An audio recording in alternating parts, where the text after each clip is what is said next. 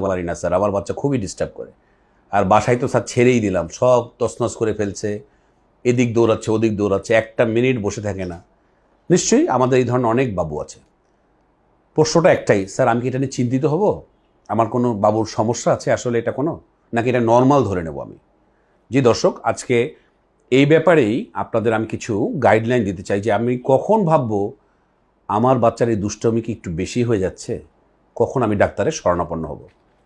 তো আমি আজকে যে টপিকটা নিয়ে বলতে চাই, বুঝতেই পারছেন টপিকটার নাম হচ্ছে attention deficit hyper activity disorder. আমি আবারও বলি, অ্যাটেনশন ডেফিসিট মানে মনোযোগ কম, হাইপার অ্যাক্টিভিটি ডিসঅর্ডার বাচ্চা খুব অ্যাক্টিভ, এটাকে আমরা সংক্ষেপে এবং আমার ভিডিওর পরবর্তীতে আমি ADHD বলেই এটাকে আমি সম্বোধন করব।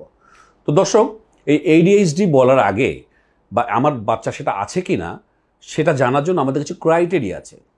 তো আমি আপনাদের সেটা একটু জানাতে চাই যে কখন আপনি মনে করবেন আপনার বাচ্চার একজন স্পেশালিস্টের শরণাপন্ন হওয়া প্রয়োজন। তাহলে এই অ্যাটেনশন ডেফিসিট বা ইনঅ্যাটেনশনের জন্য কিছু ক্রাইটেরিয়া আছে এবং হাইপার অ্যাক্টিভিটির জন্য কিছু ক্রাইটেরিয়া আছে। যদি আমরা একটু ছোটো করে বলি, প্রথমে ইনঅ্যাটেনশন নিয়ে শুরু করি। এখানে কিছু পয়েন্ট আছে, আমি একটু লিখেও নিয়ে আসছি যাতে আপনাদের জন্য সুবিধা হয়, কোনো পয়েন্ট মিস না হয়। তাহলে নিচে আমি যে কয়টা বলবো তার মধ্যে যদি 6টা পয়েন্ট, মিনিমাম 6টা, আবারও খেয়াল করুন, মিনিমাম 6টা পয়েন্ট যদি আপনার বাচ্চা থাকে, আপনাকে অবশ্যই ডাক্তারের শরণাপন্ন হতে হবে।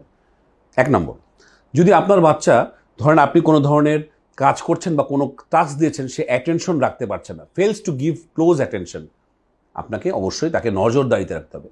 নাম্বার 2, সেটা কাজ করছে, সে কাজ করে সে উঠে পড়ছে, সেটা গেম খেলছে, সে সাস্টেইন করতে পারছে না, অবশ্যই তাকে নজরে রাখতে হবে।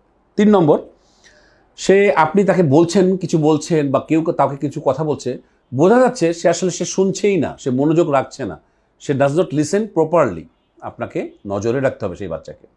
তারপর কীরকম, যে আপনি কোনো ইনস্ট্রাকশন দিচ্ছেন যে এই বইটা উপরে এই বইটা রাখো, সে ইনস্ট্রাকশন ফলো করতে পারছে না, সেটাও একটা ক্রাইটেরিয়ার ভিতরে পড়বে। তারপরে কোনো একটা টাস্ক করতে দিয়েছেন, সে অর্গানাইজ করতে পারছে না, যে এই বোতলটার পরের বোতলে পরের এই বোতলটা রাখবো, এই ধরনের যে ইনস্ট্রাকশন সেটাকে মানতে পারছে না, সে নিতে পারছে না, আপনাকে এই ক্রাইটেরিয়ায় পড়তে হবে তাকে। এবং যে আমরা কোনো ধরনের যদি মানসিক কাজ দিলাম, ধরুন একটা কিছু করতে দিয়েছি যেটা একটু মেন্টাল এফোর্ট প্রয়োজন হয়, সেটা পছন্দ করছে না, যে সে does not like mental effort, তাহলে এটাও একটা ক্রাইটেরিয়ার ভিতরে পড়লো। যদি আমরা যে কন্টিনিউয়াস যে বলি যে সে মানে মনোযোগ রাখা, সেটাও করতে পারছে না, আপনি একটা টাস্ক দিয়েছেন, সে পুরোপুরি নিবেদিত হয়ে করতে পারছে না, ছেড়ে দিচ্ছে, আপনি অবশ্যই ওই যে বললাম 9টা ক্রাইটেরিয়ার ভিতরে একটা আপনার বাবু পড়ে গেছে। আরেকটা, খুব ইজিলি ডিস্ট্র্যাকশন হচ্ছে। আমরা যেমন কোনো একটা কাজ করি, আমরা কিন্তু মনোযোগ হারাই না, আমরা ওই কাজটা শেষ করব, দেখা যাচ্ছে ওই বাবুটা সহজেই মনোযোগ হারিয়ে ফেলছে, তাহলেও কিন্তু এটা একটা ক্রাইটেরিয়ার ভিতরে পড়বে।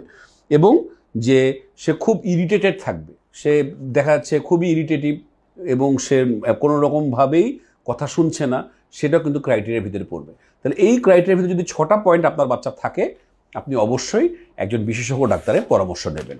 আর হাইপার অ্যাক্টিভ, ওই যে বললাম আমার বাচ্চা অনেক হাইপার অ্যাক্টিভ, তাহলে সেটারও কিছু ক্রাইটেরিয়া আছে, যে সে বারবার দেখা যাচ্ছে হাত কসলাচ্ছে, অথবা কোনো স্থির না, স্কুইম বলি আমরা, বারবার সে হাত এম করছে, সেটাও কিন্তু একটা ক্রাইটেরিয়ার ভিতরে পড়বে। 2 নম্বর, যে সে কোনো শব্দ সে আস্তে বলতে পারছে না, সে লাউডলি, বেশি অতিরিক্ত লাউডলি সে বলছে, সেটাও সমস্যার ভিতরে পড়বে। এবং সে খেলাধুলা সে কোয়াইটলি করতে পারছে না। আমরা যেমন অনেক খেলাধুলা, একটা বাচ্চা, মেয়ে বাচ্চা, তার একটা পুতুল খেলা নীরবেই করার কথা, সেটা খুব সে আস্তে করতে পারছে না, অবশ্যই ক্রাইটেরিয়ার ভিতরে পড়বে। রানিং, সে দেখা সারা ঘর দৌড়ে বেড়াচ্ছে, বলে স্যার আমার বাচ্চা সারাক্ষণ দৌড়ঝাঁপ করছে, অলওয়েজ অন দ্য গো, আমরা এই শব্দটা বলি, অলওয়েজ অন দ্য গো, তাহলেও কিন্তু আপনার বাচ্চা এই ক্রাইটেরিয়া পড়বে। এগুলোর ভিতরে যদি 3টা ক্রাইটেরিয়া আপনার বাবু থাকে, আপনি ডাক্তারের শরণাপন্ন হবেন।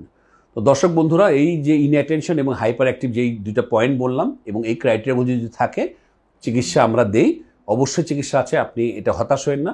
এটা প্রথম চিকিৎসা হচ্ছে বিহেভিয়ারাল মডিফিকেশন, আমরা মডিফিকেশন করি এবং বিহেভিয়ার থেরাপি দিই, আমরা কিছু ওষুধ আমরা দিই, সেই গ্রুপের ওষুধে আমি যাচ্ছি না, অবশ্যই ডাক্তার কর্তৃক প্রেসক্রাইব হতে হবে।